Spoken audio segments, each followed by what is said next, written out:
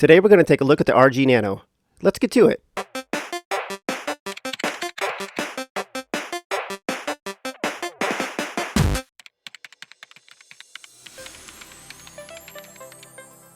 The Anbernic RG Nano is a Linux-based handheld gaming device. It has a 1.5-inch screen. It's powered by an ARM Cortex A7 CPU that runs at 1.2 GHz, and we're looking at the purple model today, but it also comes in blue and red. Couple of items worth calling out. The IPS display runs at a resolution of 240 by 240 in a 1:1 ratio. It has 64 gigs of storage that's expandable up to 512 gigs. There's a 1050 mAh battery in here that advertises upwards of 2.5 hours of game time. It has 64 megabytes of DDR2 RAM, a USB-C port along with a microSD card slot, and all of this weighs in at just 75 grams. First off, let's talk about the OOBE. For folks who are unfamiliar with what an OOBE is, it's the out-of-box experience you have from the time you take the device out of its packaging up to the point where you can actually use the device for its core purpose or for what it was advertised as. The out-of-box experience for the RG Nano was a bit concerning at the start, because when we opened up the Amazon box, which was in fine condition, this was what we found inside. This is as beat up as I've ever seen a package that was shipped here, but that's not even a good description of the situation, because it wasn't the shipping box that was damaged. It was only this box that was inside the shipping box. Needless to say, I didn't have high hopes for the rest of the OOBE. The RG Nano came with a user manual, a keychain, and inside the smaller box there was a USB charging cable and a USB adapter cable for headphones. There's also a 64 gig SD card that was already inside the device itself.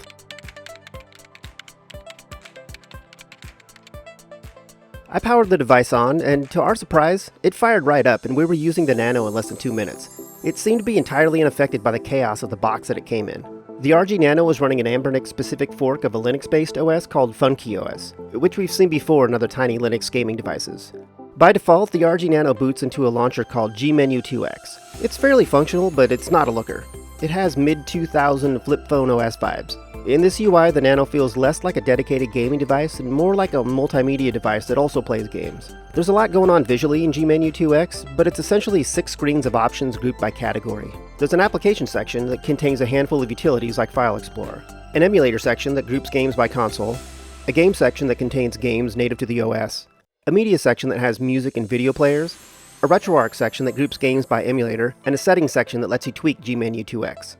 Pressing the power button brings up a menu where you can then press up and down on the D-pad to access options like power down the RG Nano, change the volume, adjust the brightness, and switch launchers. You can change the volume or adjust the brightness by pressing left or right on the D-pad. And to power down or switch launchers, you simply press the A button. Switching launchers to RetroFE makes the Nano feel like a dedicated gaming device, because the UI only surfaces games grouped by emulator. It's a cool little UI. You can switch skins by pressing the power button and navigating to the set theme option, and this unit came with 12 available. Personally, this UI is much more appealing to me, but it's not great for sifting through large lists of ROMs. There's no search feature here, so all you can do is use the D-pad, which does have a handy long press feature that speeds up navigation. And that's about it for the RetroFE launcher. It's a hyper-focused experience that really makes the Nano feel like a gaming handheld, so I'm going to switch back to Gmenu2X for a bit. You can change things up here visually too. There are some customization options that let you change the skin and wallpaper, and it's a nice touch. The application section has a handful of utilities like file managers and input testers. There's a simple terminal and graphic calculator in this section as well. While the geek in me loves to see things like this, I imagine a terminal with a command line and virtual keyboard would cause the absolute opposite reaction from folks who thought that this was just a little gaming handheld. The games section is where you'll find native games. I wasn't familiar with any of the 6 games in this section that were pre-installed on this Nano, but they're pretty much clones of games that you may already know, like Outrun and Minecraft. The games here ran fine, but we only spent a few minutes with each one. By the way, if you know of any must-have Linux games that can be played on a handheld, let us know in the comments, because we'd love to work them into our rotation. The RetroArch and emulator sections are similar to other Linux handhelds. The emulator section lets you pick a console and then see a list of available games. The RetroArch section lets you pick an emulator and then see a list of games that the emulator can emulate. Personally, I think they should have named the emulator section something else, like consoles or something, because talking about it here is slightly confusing, and I'm guessing that understanding the difference for casual handheld owners is also going to be a bit confusing. I'm going to reuse this line from a previous video because it's 100% accurate here too. It turns out that this system came with a lot of games already on the SD card, and while that may sound cool, the games are kind of a mess. The naming structure of the ROMs isn't consistent, essentially breaking the alphabetical order that it sorts them in. And with some lists being almost 1,000 games long, finding what you want can get very tedious. Once you do find a game, there are no guarantees that it's actually the game that it says it is. I launched 3 Pokemon games only to find that they weren't the Pokemon games that they were listed as. The best way to find out what a game is to launch it, so there's a lot of trial and error here. But without a search or favorites feature, trial and error to find the content that you want on the Nano is much more impactful. And standard emulation disclaimer here, legalities aside, this is yet another great example of why I recommend you always use your own legally obtained ROMs. It's the only way you can guarantee that you're getting the right version of the games you want. The last section that I want to talk about is the media section. I picked up the RG Nano with the mindset of it being a novelty item, a tiny gaming device that I can attach to a keychain and show friends and talk about how far gaming has come, and then forget about. At least that was the plan. At first, I largely ignored the media section. I hopped into the 3 apps that were there, checked that they played the videos and music that were onto the device, and that was that. But as I was reviewing the Nano, I came across a situation where I wanted to put some music on my phone for future travel. I do this for flights all the time.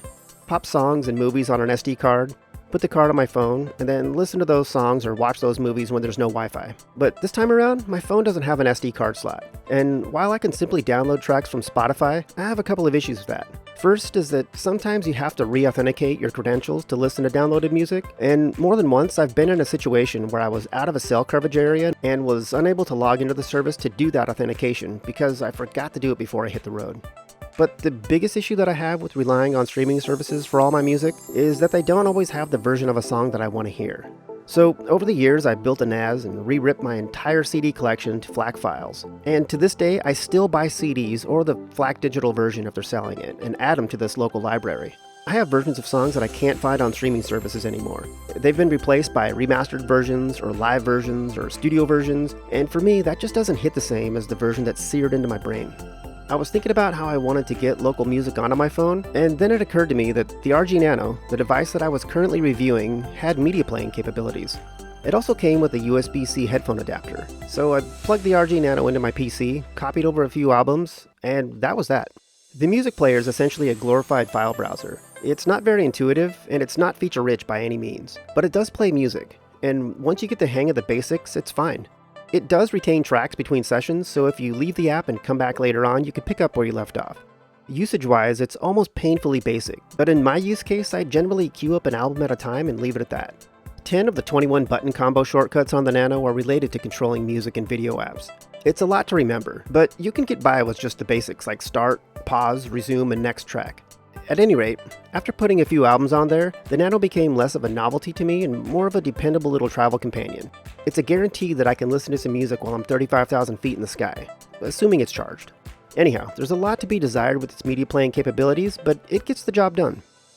I mentioned that there are 21 button combo shortcuts that you can use throughout various places on the RG Nano, but for me, these combos weren't very intuitive. I have a few memorized, but 21? It's a lot. It's also worth calling out that the buttons didn't carry the same behavior across the device. For example, sometimes you press the start button to exit an app, and other areas it's the power button, and in other areas it's a button combo. And it's not just the power button that has this inconsistency. Overall, the software experience is very functional, but also either slightly messy but versatile, or hyper-focused and limited to games, depending on the launcher you go through. I like that it's not one or the other, but I do wish that the music player was available in Retro FE.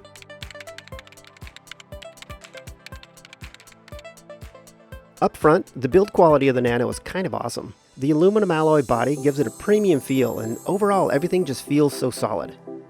The screen, while tiny, is actually pretty good. Not great, but definitely not bad at all. Colors look good, and things like text are nice and crisp. Tiny, but crisp.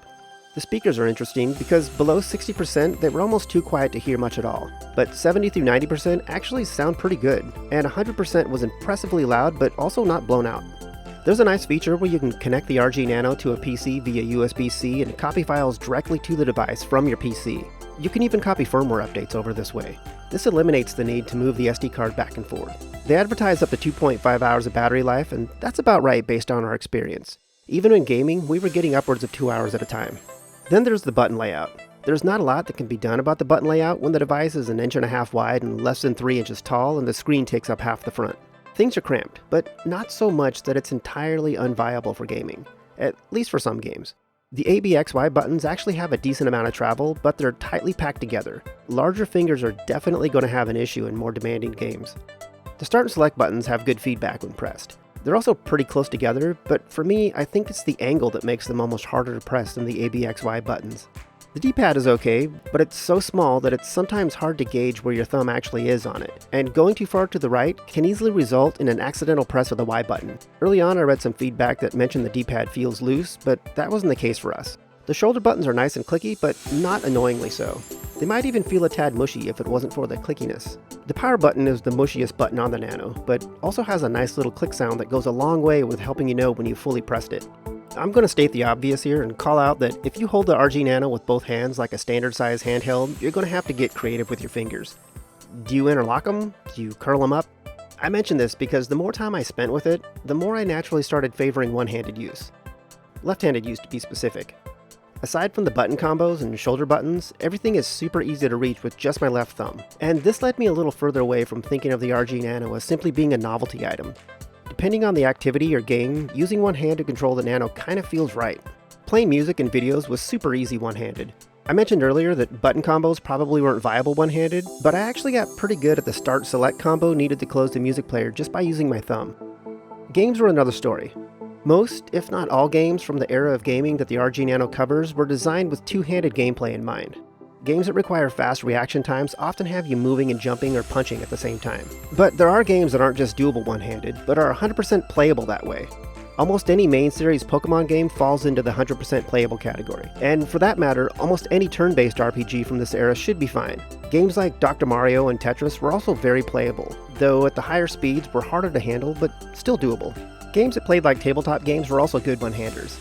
At any rate, I started packing the Nano around in my left pocket and ended up playing quite a bit of Pokemon Red in one-handed mode.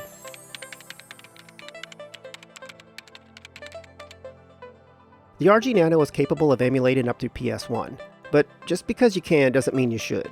This is a tiny device, and games that require a lot of fast, simultaneous button and motion presses are likely going to be a challenge at some point. It's also worth noting that the Nano only has 2 shoulder buttons, so you should avoid games that need R2 and L2. The RG Nano has a 1:1 aspect ratio. This means that it's great for systems like Game Boy, Game Boy Color, and even NES. But beyond that, you're going to have to run things like Game Boy Advanced and some PS1 games stretched, and your mileage is going to vary from game to game. Games that look bad stretched but are too tiny when scaled just aren't something that I'd want to play long term. And you may think that this tips the scales back into novelty territory, and you could be right, but it depends. Game Boy, Game Boy Color, and NES all look good in 1:1. And while that's only 3 systems, it's still a lot of games. And that takes us back to the focused gameplay that I was talking about earlier. If you find the right category of games, you can actually have a decent gaming experience on the RG Nano.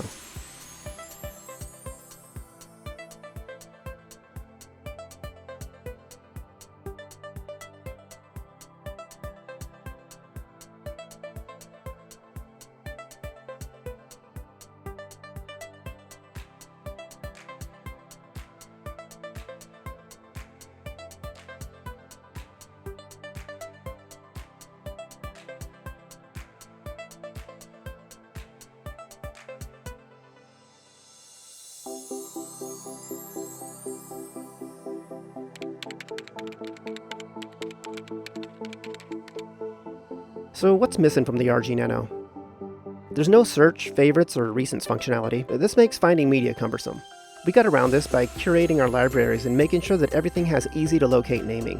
It doesn't really have a quick resume from sleep. Every time it ends up going to sleep, you have to long press the power button, and getting back to the start screen takes about 10 to 15 seconds. There's no Bluetooth, so you're going to have some old school headphones or earbuds handy.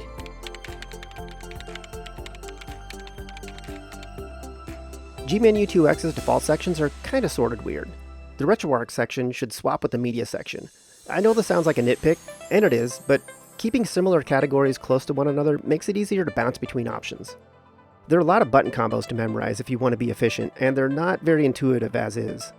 Button actions aren't consistent from section to section.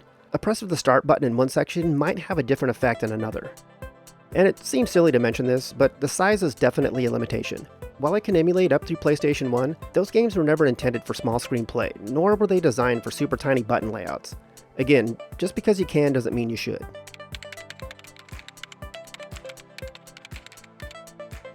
Alright, so what are my final thoughts on the RG Nano? I went into this thinking that it was nothing more than a $60 novelty item, and came out the other end of this review kind of excited that I have an excellent dedicated Pokemon device that also happens to play music. It's an okay music player, and connecting to a PC makes managing the music and game library about as simple as it can get. The size also makes one-handed navigation and use pretty nice. I was surprised at how much I ended up using the Nano like this. On the flip side, we had to really curate the media library to make it a manageable experience. It comes with thousands of games, and while they're all probably playable, the tiny screen and control layout just doesn't translate well to most of those games. If you're looking at the RG Nano thinking that you might be able to play everything up to PlayStation 1, you're probably going to end up disappointed. While the performance was fine, most everything else about those higher-end games was not. If you're not willing to adjust your expectations down to games that are a good experience on the RG Nano, and have no interest in the music and video functionality, then the RG Nano probably isn't for you. But if you're cool with Game Boy and Game Boy Color being the RG Nano's groove, or think that the prospect of a pocketable turn-based RPG gaming device that doubles as an MP3 player sounds great, then I say give it a go. And that about wraps things up. Please like this video if you found it useful, and subscribe to our channel if you want more content like this. I appreciate you taking the time to watch this, and we'll chat again soon.